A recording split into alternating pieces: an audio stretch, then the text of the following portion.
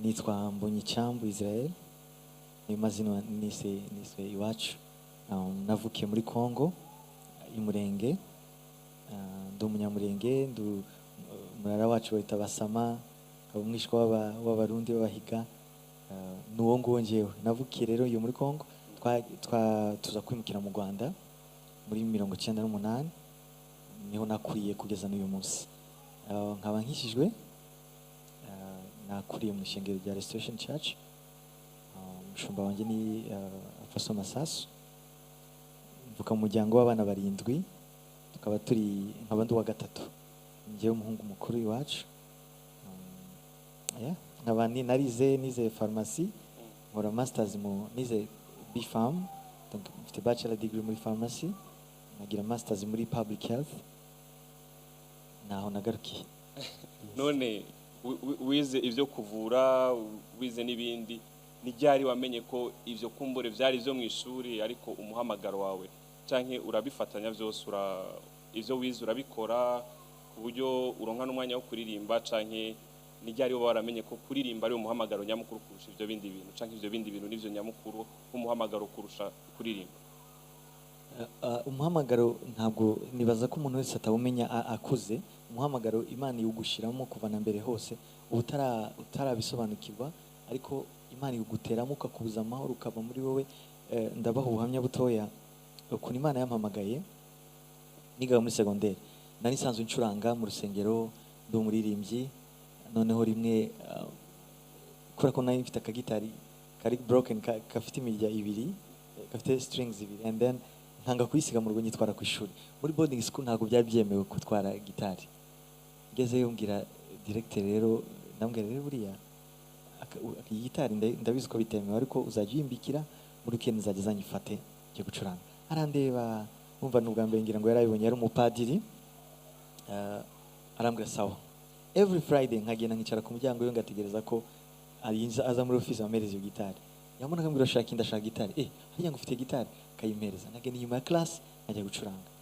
Abanyeshuri bakaza kumviriza gucuranga. Wacuranga indirimbo nyabakico gihe? Indirimbo za Apollinaire, za kera zigezweho, indirimbo za praise and worship, n'amantangara za kera cyane. Vraiment ndibaza nko muri 2000,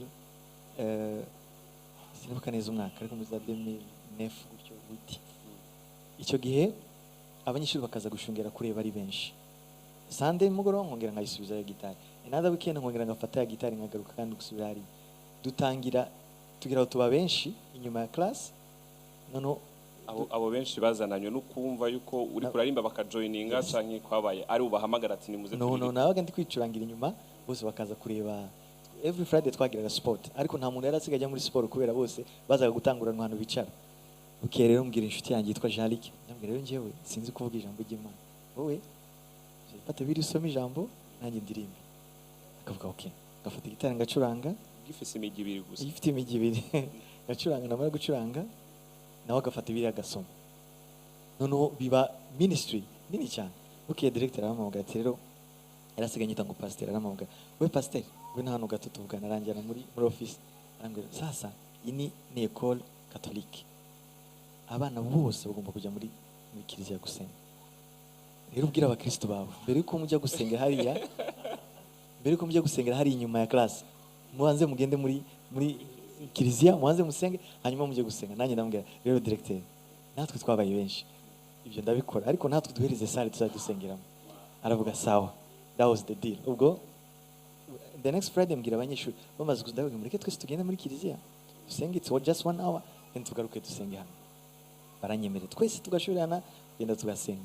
Twarangiza mess yo muri kiliziya, twese tukaza muri salle tugasenga. Uko ni kwishengero ryatangiye muri, ntago twagira community y'aba Protestant, ntitwagiraga nyine Pentecost muri kwishuri. Nuko twatangiye, nuko baravuga tugiye gutora abapasteri.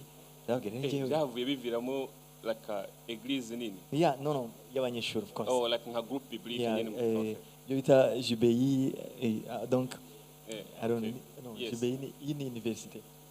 Nari hari yandi y'ama secondaire, groupe de prière. Voilà. Uvuze gutyo mu Burundi dutahura groupe biblique baca bavyumva. Okay. Donc ama secondaire yagiraga nyine ama community. Nuko twebwe twatangiye ho ngayo iwacu. Tumaze gutangira baravuga ngo reka tora abazatuyobora. baradutora ndagenda rero mu gikanda bwa njyewe ntago ibyo kuyobora ntago mbizi ariko nzajya ndirimba ubwo dushaka undi dushiraho nyine utari njyewe ngiye ngumana nyine department yo kuririmba yego nuko byaje nuko nahamagawe ikindi Imana impamagara nararose ndangira inzozi mbona mbere y'ibyo byose biba mbona ugabo azaraza arambwira amagitara arambwira ngo turirimbe none turirimba indirimbo yanjye ivuga ngo yankuyeho urubanza amaraso yamenetse yankuyeho urubanza. Iyo ndirimbo yarayindirimbiye yose irarangira ndangije mbyutse mu gitondo ndayandika nkagira ngo indirimbo numvishije ahandi tumaze kuririmba iyo ndirimbo mu nzozi arambwira ngo ese si witwa Mbonyi cyambu ngo Imana igiye kugira icyambu cy'abantu benshi cyane kuri iyi si awuziyanga nta nubwo nari nzi watabuzwe icyo byari bivuze nuvuga ari n'inzozi. Mbonyi ntaguciriye mu famille yawe yari kijijwe canke kwari kwa kundi usanga umuntu akuriye muri environnement y'abantu bakijijwe canke papa wawe na mama wawe bari basanzwe bakijijwe famille yose yari kijijwe nuko rero natangiye ndabivunaguye muri makeya ariko nuko Imana yampamagaye kugeza dutangiye umurimo aho ngaho tuvuye aho rero ntangiye kuyobora groupe ya Louange nibwo natangiye kwiyumvamo ko I can do this. Naho mbere yabyo narakina football narakinye karate nagiye mu bintu byose nagiye muri basi nta kintu kimwe narigeze kumva yuko ngo uri ceinture noire bujya muri karate marron rero tuguhaye ikibanza ngaho nta umuntu afite ceinture noire ngaho dupime turabe dushire ku munsi yeruka kera nuko none iyo jani ndumva ntabwo yoroshe sinzi ko ari umuntu ashaka kubazamo ikibazo ngaho kumbura imbere yuko tugenda ku kindi kibazo umuntu yoba ashaka kubaza hagati aho kugeza aho yo bavuze hari uwo bafise ikibazo ashaka kubaza bitabo especially nize muri India usanga biga no mu rurimi rwabo ruri local bigasaba kujya kwiyigisha wenyine gusoma rero ijambo ry'Imana gusoma n'ibindi bitabo ni ikintu cy'umumaro cyane ni ikintu cyangira umumaro kandi baravuga umuririmbyi mwiza yumva n'indirimbo z'abandi nyinshi umwanditsi mwiza w'ibitabo nawe asoma ibitabo by'abandi nanjye rero numva indirimbo z'abandi benshi cyane. Icya gatatu ni ubusabane ngirana n'Imana mu by'ukuri hari ikintu ntekereza ko kitari cyo mu baramyi benshi ukumva umuntu ngo wenda arashaka album agiye gusohora indirimbo agafata amasengesho y'imisi 5 Mana mpa indirimbo ngende nsohore album Imana irayiguha birashoboka Imana yiguha ariko nibaza ko atari cyo ni nka kujya umuntu agira mu bibazo agatabaza Imana yaba ari mu bisubizo ntacyo bimubwiye ariko ubuzima tubanamo n'Imana bwa buri munsi bucreatinga cya kintu ugasanga niyo waba utari gusenga indirimbo irashobora kuza niyo ndakaba turi kuganira niyo n'abandi kurya ndi gusangira n'inshuti indirimbo ikaza ariko ubuzima relationship yacu dufitanye n'Imana it's on a daily basis every minute every time mu biganiro uganira ese uri gukiranuka mu nshuti mugendana mu ivyo ureba amaso akwereka ibyo ukurikirana ibyo wumviriza kuri YouTube ibyo byose ni creating ubusabane tugerana n'Imana niba wumva ibintu biri holy ibindi ijambo ry'Imana indirimbo z'Imana biragusunika muri wa mwuka n'ubundi at the end of the day hari rimwe ndi muri India nigeze gusenga ndi kumwe na mugenzi wanje ndashaka maze kugira nk'indirimbo numvaga mfite intego yo kugira album y'indirimbo 12 ntaga indirimbo nyinshi ariko nkumva sinzi kunze none ndangije turasenga presque iminsi icyumweru cyose bamwita Gasirabo none ndavuga Mana ndashaka indirimbo ndazibura none ntangiye kurya nayo yari muri jeune ari mande ntangiye kujya ku ishuri ntangiye gufungura hari nko kuwa gatatu indirimbo zarazaga non stop urumva donc si ayo masengesho yaduha indirimbo ahubwo iyo relationship yacu n'Imana ni creating us ibyo byose ko ari bitatu nakubwiye relationship yacu n'Imana gusoma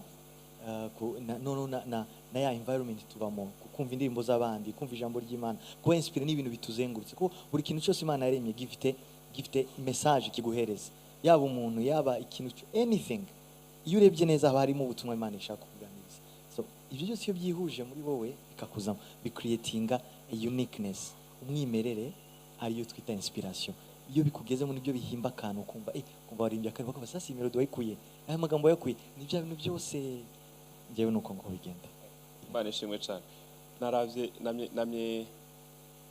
namye ngerageza kuraba kuri Google ndabe ko hariho like information nyinshi zijanye n'imyaka wavukiyemo nabonye umwaka wavukiyemo mbonye umwaka okay, umwaka wavuki muri 92, muri 92 ngerageje kwiyumvira ndavuga nti kuva ico gihe nabonye menga indirimbo yawe ya mbere mu ndirimbo za mbere wagiye usohora hari muri 2014. Muri iyo intervale wavukiyemo no muri 2014 ushoboye kuvuga mu bantu b'abaririmbyi woba warakunda bakwinspire ukavuga ati mana umunsi umwe ndashaka nzoshike kuri ubu rwego rwo kuririmba canke ndumva no muririmbyi runaka mpezagira canke abaririmbyi tuvuga ngo bari icitegererezo cyawe mu kuririmba nkuko uhejeje kuvuga ngo no kumviriza abandi baririmbyi bamwe muri benshi baba warumvisa canke bahora bakwinspire ni nk'abandi. Ni benshi ariko funny thing nuko jewe sinakuze nifuza numva nzaba umuririmbyi, nakuze numva nzaririmbira Imana ariko ntago numvaga izaba umuhamagaro ukomeye ngo ngukore like full time. Numvaga nyine nafite zo ku pilote zo ku muganga nk'abana bose zo kuba president nyine nk'abandi bana bose, ariko every time nicaraga ahantu bari gucuranga mvuga nezerewe, numva mfite amahoro menshi, numva ndishimye, numva ndashaka kuhatinda, nagenda mu bindi nkumva nabyo ni biza ariko nagera aho ngaho muri place numva niho hanje kabisa. Abarimbye rero numvaga ni benshi. Ari umugabo nakuze nkunda kumva bita Benjamin Dube mu South Africa. Hari kwaya yatangiye kera cyane yitwa Joy Celebration naho naho South Africa. Hari Hillsong hano, hari ba Israel Auton, n'abandi benshi b'iwacu mu Rwanda ba Aime w'Imana, abarimbye benshi bari bahari ba Apollinaire. Icyo gihe vraiment bari twarabumviriza gukumva kabisa, wifuje kuba nkabo, même si icyo gihe atari inzozi zanje ariko nibo bantu babonaga nkabona Imana ko bakoresha bidasanzwe. Hari umuntu bafite ikibazo imbere yuko tubandanye? Yes.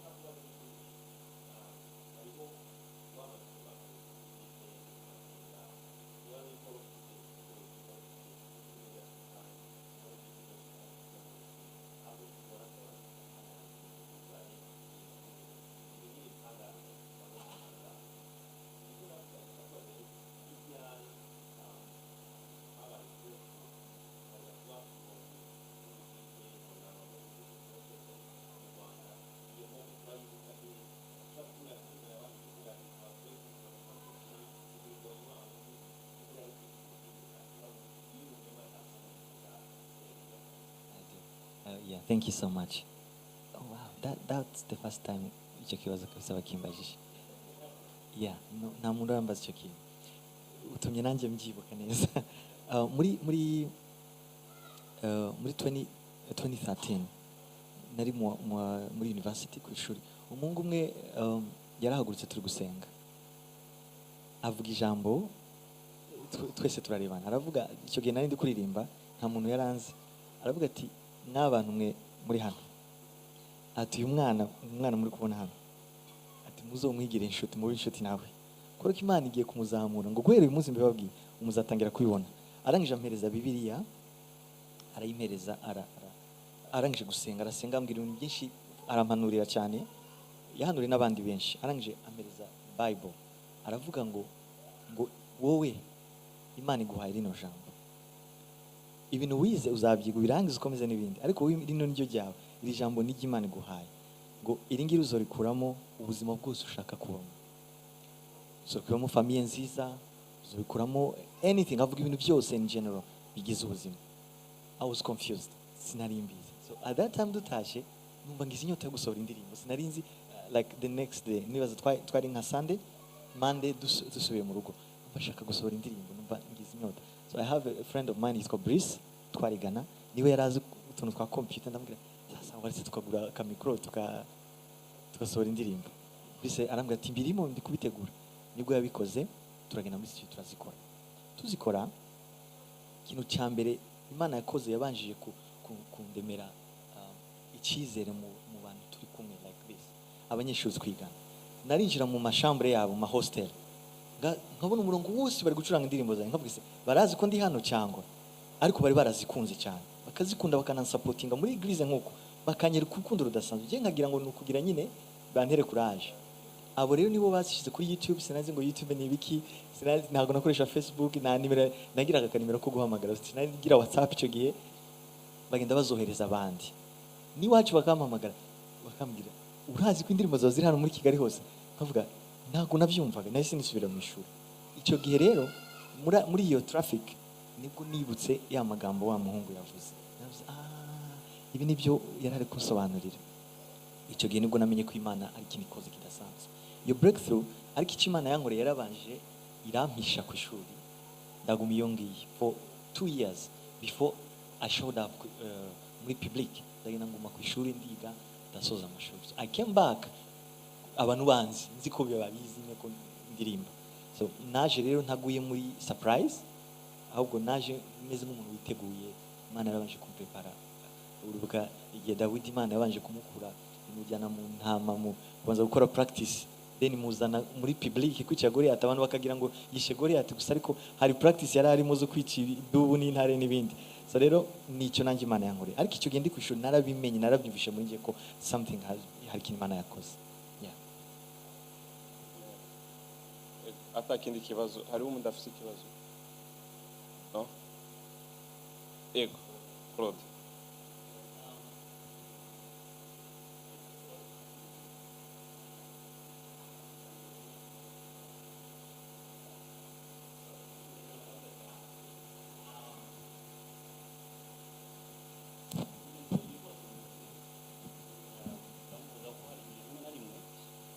aguvuga byose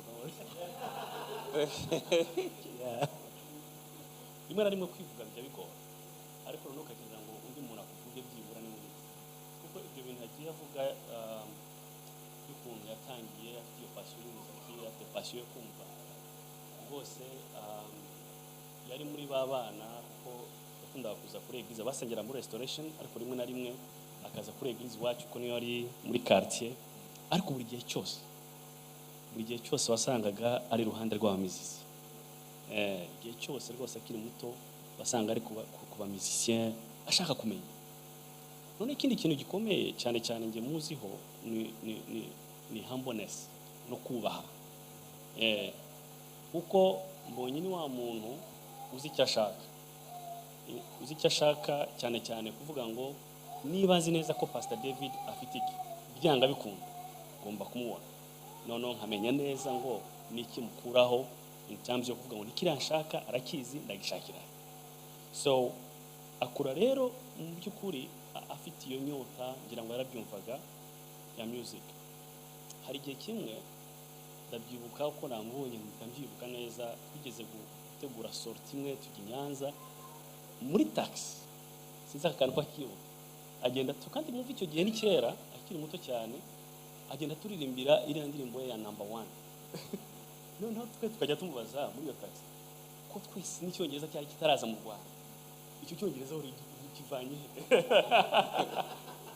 cya number 1 ndabyuka rwose tujya Nyanza naho kana atari nagakora sari indirimbo izaza arangira ngo indirimbo ari taraza arako gakora gusa so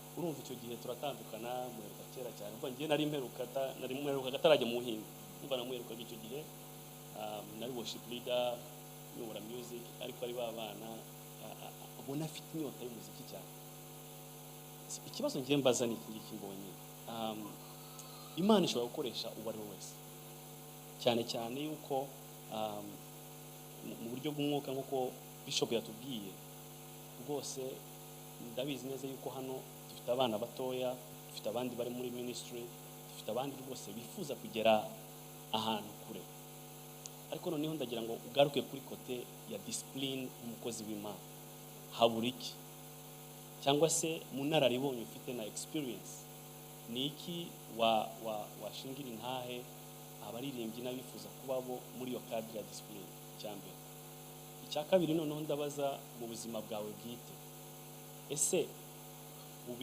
ubihuza gute cyane cyane nkawe umwana mu rugo twe mu muco Kinyamurenge ukiri iwanyu ubihuza gute ubihuza gute n'iwanyu mu rugo, ukabihuza gute n'akazi kawe ka buri munsi, ukabihuza gute n'impano. Noneho ikindi ubu ngubu noneho kumaze kujya mu muhamagaro neza, ese irindi yerekwa ureba kuraho Imana irimo kujyana ni hehe? Thank you so much. Yeah, yes. To be honest, Atanze kabisa mu bantu nzi neza ko thank you so much, brother, and I'm really happy to see you today. Biranejeje kuba n'ibyo ndi kuvuga arabyumva cyane, arabizi. So icyambere rabaje ngo discipline ni kikibura. Hari munyemere turisome ijambo riri muri Luke Romans 1:5. Romans 1:5 haravuga ngo, iri jambo ndarikunda cyane kubera haravuga ngo niwe waduhesheje igikundiro no kuba intumwa kubw'izina rye, kugira ngo mu mahanga yose habemo abumvira Imana babiheshejwe no kwizera. Nasobanukiye ko iyo Imana iguhaye ikintu, a favor or anything, it's not only for you, it's for ni kuba impamvu y'abantu benshi cyane around you. Maybe you don't know, maybe your grandmother yarabisenge, maybe your father yaravuze Imana ariko waretse nkagukorera, and God didn't give it to him. Imana iravuga nzabiha umwana wawe. You remember David yashatse kubaka inzu y'Imana, Imana iravuga nta kuzayinyubakira ahubwo umuhungu wawe. Donc birashoboka ko hari impamvu Imana iguha ikintu itari kuba gusa ngo okay, it doesn't even mean witwara neza cyane, no way. Sometimes ushobora kuba nitwara nabi, ariko because of so many reasons Imana ikavuga reka mbishyire muri uyu nguyu. Kandi Imana nk'uko ubizi irareba cyane umutima na intention wa muntu afite muri we imutera gukora cya kintu. So that's why most uzanarebe the most talented people muri ministry ntago ari bo Imana ikoresha cyane, ahubwo Imana ikoresha people who are available and people Imana yavuze ngo uyu muntu afite umutima, ndi kubona umutima ufite service, umutima wiwe uragambira gukunkorera cyane, not because ashoboye cyane, ahubwo iraguhamagara yamara kukugeza muri ministry gatangira kugushoboza, tangira kukwigisha gaho. I remember dutangira kuri murabyibuka kiragi ntabwo nari nzi kuririmba, sinari nzi no gucuranga. Ngende nibuka ko hari groupe zimwe nishimiraga gusa kuba twaza gitari, kumva nahika gitari zabo nk'abageni ba Billy, they were good, they were so good to me, banankunda banashigikira. Ariko nje every time they go to sing somewhere, kumva ndi blessed gusa kuvuga ngo let me just take the guitar, I go with them. So wumvishe neza psychologically ntabwo ari kubera ko nshatse gutwara gitara, ahubwo nuko mfite urukundo rwa music rurenze kuba natekereza ko kuba twara gitara ari kibazo. So that means muri ministry availability na ya discipline waruvuze it is very important. Ku kintu rero kibura ko no gusobanura understanding a reason ya calling. Je numva iyo umenye neza ko Imana itaguhamagariye wowe, yaguhamagariye kubw'inyungu y'ibintu byinshi, you can't take it ukubonye, you respect it kandi ukabehaving the right way. Hari ijambo riri muri Luke ngira ngo ni ibice 5 sinibuka neza kandi ntaza kwibeshya, yego ni 5:15 haravuga ngo inkuru yiwe ngo nyamara inkuru ye irushaho kwamamara, iteraniro ry'abantu benshi riteranira kumwumva no gukizwa indwara. And can someone read me 16? Anaho nshaka ngo Luke 5:16.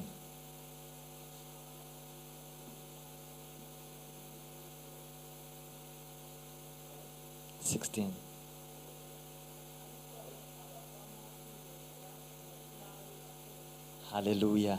So that's the key. I think kuba ku birenge bya Kristo biducisha bugufi. You understand you don't own anything. You don't have anything. Yourself, you are nobody. People don't come for you. See, this is iniman. Like this is a talent or a gift. A gift attracts people. Gift attract things. Gift attract ibintu byose bibaho. I am a flesh yose araza agana kuri ya gift. And then the source of the gift is God. Iyo amaso yawe arebe ku Mana, ya gift iragumaho. None twe kubera ko turi abanyantege nke, instead yo kugumisha amaso yacu kuri source, tugahindukira tukareba bya bintu bya attractizwe na gift. I don't know if the picture muri kuyumva kerekanyishanyije. This is a gift, right? So this is God. In your source. ya gift. Iyi gift ira attracting people from and things, money and fame and everything. Ma flesh yose ni ibintu bizanwa na gift. So twebwe kubera ko tutaramenya rya jambo ryatubwiye ngo niyo yaduhesheje igikundiro, kubera ko tutarisobanukiwe turakura amaso kuri source, dutangire kwerekeza natwe flashback to kuri bya bintu Imana gift yazanye, and then tukaba dry. Ya ma flesh ukuntu yaje yose, they go back again, arongera agahindukira, kubera ko you are nobody, you are nothing without bya bintu kuvoma ku Mana. So but if you keep but when you keep your eyes to the source, kukomeza ukavoma za flesh ntaho zigenda. That's why muri Luka avuze ngo inkuru yamamara hose, abantu baza ari benshi bashaka kwabakiza, ariko dusomeye gute ngo we akabavamo so now this is the English version. It's very making us go Jesus go, but Jesus often withdrew to lonely places and prayed. Withdrew, it's like when someone just hold you, you know,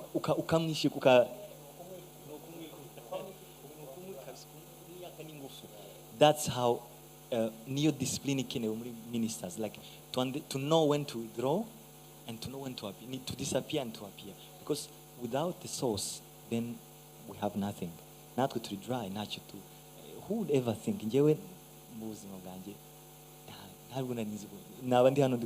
be honest. Without this, I'm nobody. So that's what I think. Ikindi, mbihuza gute na famille.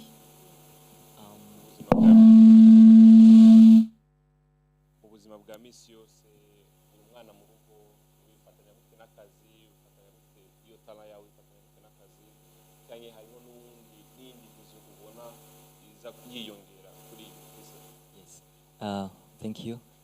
Icyo ni kibazo kiri very personal ko nuba cyumugisha, kubera ko when people iyo abantu babaye hyper spiritual, sometimes bava mu mwuka, like bagira swata no kugenda ahantu hatariho, you know, kubera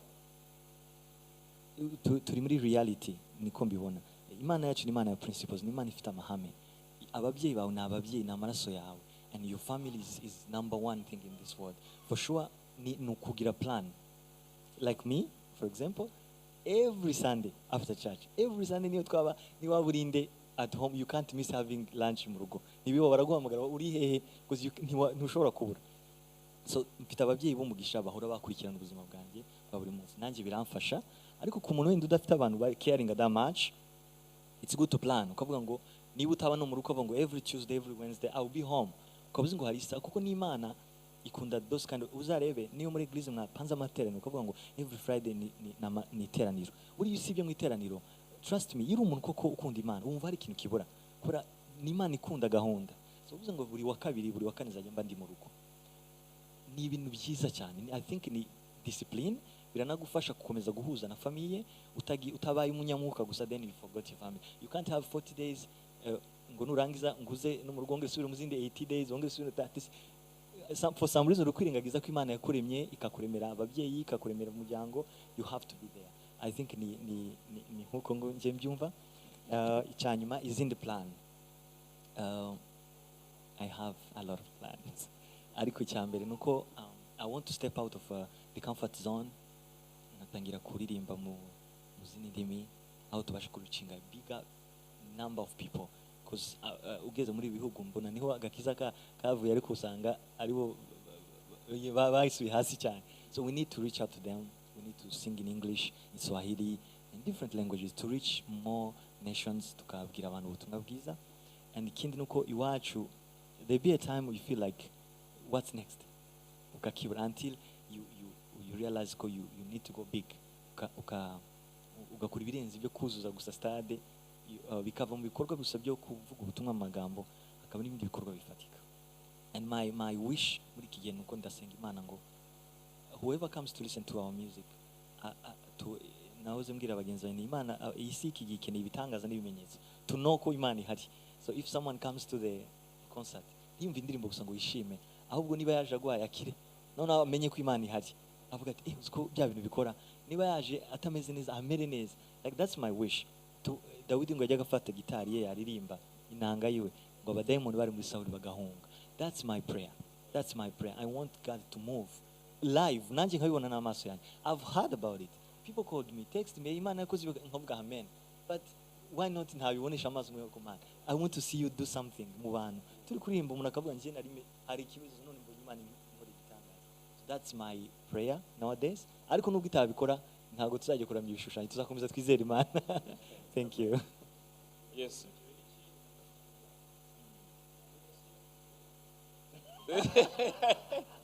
na cyane cyane. Yeah. Gutanga Yeah. umuryango wawe. Ibyo nabyo kabisa bizaza nabyo. Nubu vuba canke Turi kubisengera. uri kubisengera, hari uhari canke haraboneka? Tubirimo byose.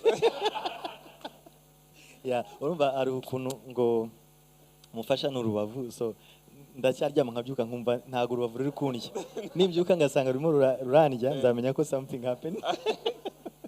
Yeah. Justin, what of secure? Okay. Ndashaka kubaza Israel. Numva hari system nyinshi zo kubaza, ariko aranyemerera ibibazo nkabingaye mbaza, ndamubaza ahita asubiza.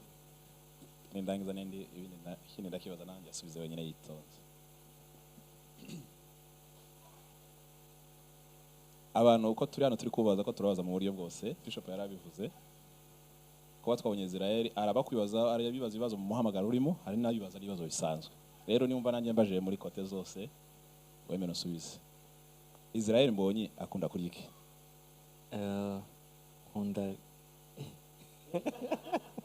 Nkunda kurya ibirayi. Ukunda ibirayi? Yeah. No kuvuga ngo umuntu ushobora kubera umushitsi hano araba yumva. Ikirayi n'umutsima kabisa n'ibikabure. Okay. Yeah. Israel Mbonyi akunda kwambara iki? Mu myenda ashobora kuvuga turabize hari style nyinshi mu buzima. Ni style zo kwambara kumvura fitting haba muri event cyangwa se na outside. Nkunda kwambara casual, ndi ibintu bitari bitari amakoti cyane, ni ibintu nyine nkunda ibintu bisanzwe byabaje. Like kurya nambaye. Yeah. Yeah. Ese Israel Mbonyi ashobora kwambara deshire ipantaro iciye mu mavi? Yeah, big time. Not cyane ariko I can definitely. Uko tuzi muri gospel cyangwa mu buzima bwacu arabavuga ko mu Kristo cyangwa se muri rinzu uri ba gospel bagasa n'ababikritika. Ese wewe muri understanding yawe ubyumva gute cyangwa se ushobora kubisobanura hiki? Yeah, I think ni uko mbyumva ni lack of information, nukudasobanukirwa n'ibyanditswe, because of course discipline ni ngombwa, ni wakwambara ibintu byerekana umubiri wawe ngo wambaye neza, ntago ari byo. Ariko style ngo akanuka ni nko wakwandika ikintu cyanditseho ngo Adidas or something, ni ibintu bisanzwe. Kubwanjye numva bidakabije, numva ngewe icyo kintu mbomba umutima wanjye warakibohokeye, numva nta kibazo. Yeah. Ese Israel Mbonyi ashobora gusangira n'abapagani? Ushobora kugendana n'abandi basore badakirwe mugasangira mugasabana cyangwa se ushobora no kwitabira n'ibirori byabo? Yeah, kubera impamvu ebyiri, no kubera imbuto, no kubona opportunity yo kubaba hafi, no kumenya why bo badakijijwe nkatwe, no kugira ngo nibandeberaho bamenye ko ukizwa ntacyo bitwaye. Yeah. Kibazo ca nyuma, umaze ufite album enye cyangwa 5 cyangwa zirenga, watwemerera ukatubwira ari ikintu warusoreje bakubaza, uravuga ngo urifuza kujya uririmba ukabona feedback cyangwa ubuhamya ko abantu gusa batumshe music ahubwo banakijijwe. Ese mu ndirimbo zawe ari feedback wari wabona umuntu akakubwira ngo iyi ndirimbo narayitegereye narwaye cancer cyangwa mfite ikibazo runaka mbona mu gisubizo cy'Imana? Icyo kintu ufitemo ubuhamya waba utusangiza. Cya kabiri, Israel Mbonyi Bishop yarabikomojeho ko turi hano turi muri Australia n'abandi bari ahandi. Mu by'ukuri muri projet nisho ufite, ugira projet yo kubaka cyangwa urashaka kuba nka Pahoro? Arakoze cyane. Yeah. Yes, ubuhamya abantu bagiye bampa ni bwinshi, nukuri ndashima Imana cyane. Ariko navuga nka bubiri bwankoze ku mutima cyane. Hari umuntu wigeze kumva indirimbo, one of my songs, yari afite gahunda yo kwiyahura, ko ndabizi kandi byabaye kera cyane. Imana iramukiza, birangira agaruye icyizere, ari mu buzima, ubu n'umuntu uhari waratanga ubwo buhamya. handi umuntu yaragoye cancer nawe Imana iramukisa yamaye ubuhamya burebure sindi bujye muri detail ariko nakiri ubuhamya bwinshi vraiment hari ikindi gitangaza Imana yakoze turi muri Montreal ndibaza hari mama yari yaje icyo gihe yaragoye mugongo kabisa baramushize baramubaze aza vraiment bamutwaye mu kagare icyo gihe yicara inyuma nyine kugira ngo batamubyiga hari abantu benshi cyane turi gutarama ngo abwira umugabo arambwira ati ariko waretse ngahaguruka ko numashaka guhaguruka ngahimbaza Imana arambwira ntago uri bishobora ati basire bamwegezana ngo hafate arahaguruka uyu munsi umugabo yarampaye niwe yampamagaye last month muri December arambwira ati zeruzi Imana yadukoreye ati ujya munsi yahagurutse ntarasubira muri ka kagare ujya munsi ntagarasubiramo n'ubungu ni muzima ati yarizeye arahaguruka turi kuririmba yabaye muzima rero ni byinshi njya numva sinagize umugisha wo kuganira nawe aho ngaho kuri site kuri venue ariko nakire kore yabo numva ndanezerewe cyane hanyuma rero byo kuba Paul mu by'ukuri kubaka ni byiza kandi nzubaka mfite iryo sezerano zo kugira umuryango sezerano yo kuzagira famille wenda nibaza ko igihe kiba kitaragera cyangwa se ntara urwaro bavunyire rutarandya ngo numve ko barunkuyemo so yeah, I'm waiting. Amen. Thank you. Amede wanyehangana arakana nishure kubaza abantu bajya kunda kwibaza nago nushakora itusubiza nenda TikTok ise Israel Mbonyi uko tubivuga hano hanze kandi niko biri uri umustar ni ryari uzumva nawe kuri umustar cyangwa ni ryari uzumva kutari umustar birashoboka ko hari igihe nawe ubwira hano ko bakunda umustar cyangwa wewe mu buzima bwo nta uri umustar nimba uzumva uri umustar ni ryari cyane uzubyumva uri hehe uri kumwe nabande cyangwa bakubwiye haye magambo ikijyanye n'icyo uratubwira se Israel hanze ya stage hanze y'ahantu abantu bamukomera amashi ujya wumva umeze ute ujya wireba ukumva urinde urakoze cyane ndashobora yeah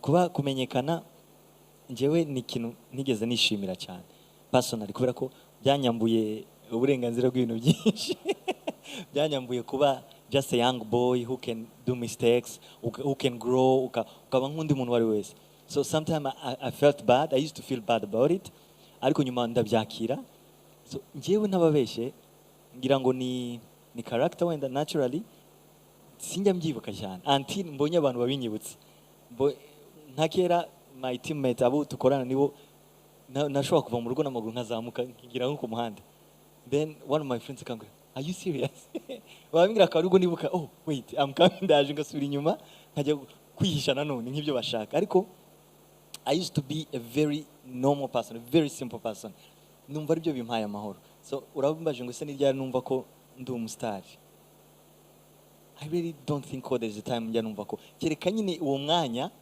abantu iyo moment abantu baje bakabinyereka niyo ngiye wenda ngiye hanze nkabona abantu bari kuza ngo twifotoze nibwo bisa nk'ibi crossing my mind nkavuga okay abantu baranzi nta kundi ariko iyo ndi mu bantu ndaganira ngaseka ntagomba ndi kubitekerezaho ndi umuntu uri friendly wikundira kuba hamwe n'abantu I feel like I'm just banumva ndi umuntu usanzwe until babinyibukije nibwo biza nyine yeah nabwo I don't like it arakoze cyane Israel Mbonyi ushobora kunyura ku muhanda ukagura ikigoro ukakirya Just narakubangamiye so he knows it arabizi twarakoranye cyane muri ministry ariko twarabikora no kubipinga gusa ngo reka tubikore nkagenda nkakigura nkagenda nkakirya nta kinje babimbwiye ahubwo abandi babibona nibo babigira ibintu byo ubu bikora ubu ngo simbizi no gituma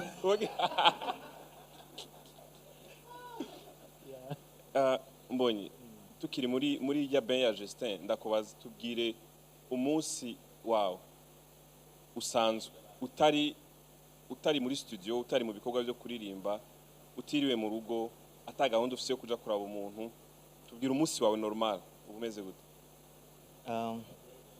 yes. One day in your life ndabyuka mu gitondo nkasenga mainly kubera ko ubuzima bwanjye ari music nisanga nashizemo indirimbo gusa nkagira ibyo ntunganye wenda aho hafi and then to be honest nta birenzemo nkora munsi ndaryama nkaruhuka ndashobora gushyiramo movie nkareba ndashobora ariko ngira barumuna banjye they are always shouting mu rugo, so uko byagenda kose tuba turi kuganira turi guseka nabo ya Israel mu nzu mu kurindira rwa rubavu ni igiki uzi gukora mu nzu? Guteka, koza amasahani, gukoropa, gusasa igitanda, cyangwa uvyo kugenda urafise abantu bagisasa?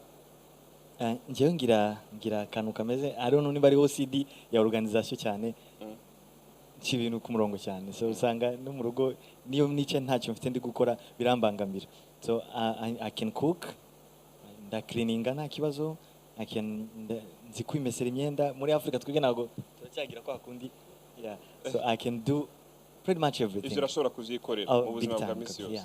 Kuko narabaye ku ishuri imyaka 5 yose kandi ivyo nakora nivyo wikorera. Urashobora gutekera nk'ingi abantu bangana gutya bakajya bagafungura bagaha? Oya. Ariko 3-4 you can do it. Yeah.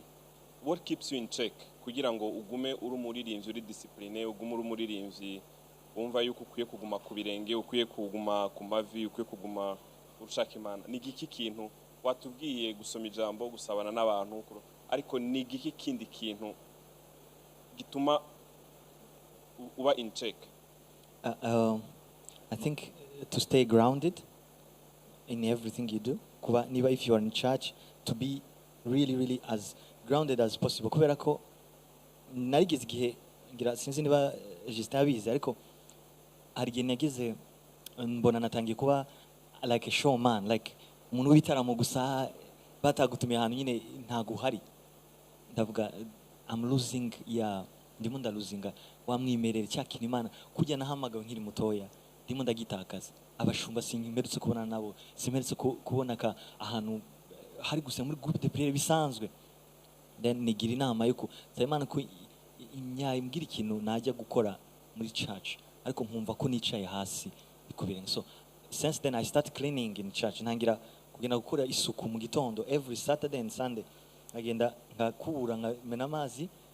Bari bafite ababikora, bafite abakozi basanzwe babikora muri church, but I felt like it's important for me to feel like I belong to the, it's not ntago ndi independent, I belong to the church. Noneho nkagenda ngamena amazi ngakubura, narangiza ngenda ngakaraba nkaza muri church ngatangira praise and worship. Namaze umwaka wose mbikora, ariko numvishe mutima nongeye gusubira ku birenge by'umwami kabisa. Numva ndongeye kwicara mu rusengero, numva ndatuje, numva sinkiri wa muntu wo mu birere. So I feel like being grounded. Niba wabaga muri serire groupe de prière nakayigumemo, you don't have to leave kubera ko wabaye umuntu w'igitangaza. Niba wabaga muri chorale, you don't have to leave the choir unless inshingano zabaye nyinshi cyane, ariko mu gihe cyose ukibibashije, you don't have to leave the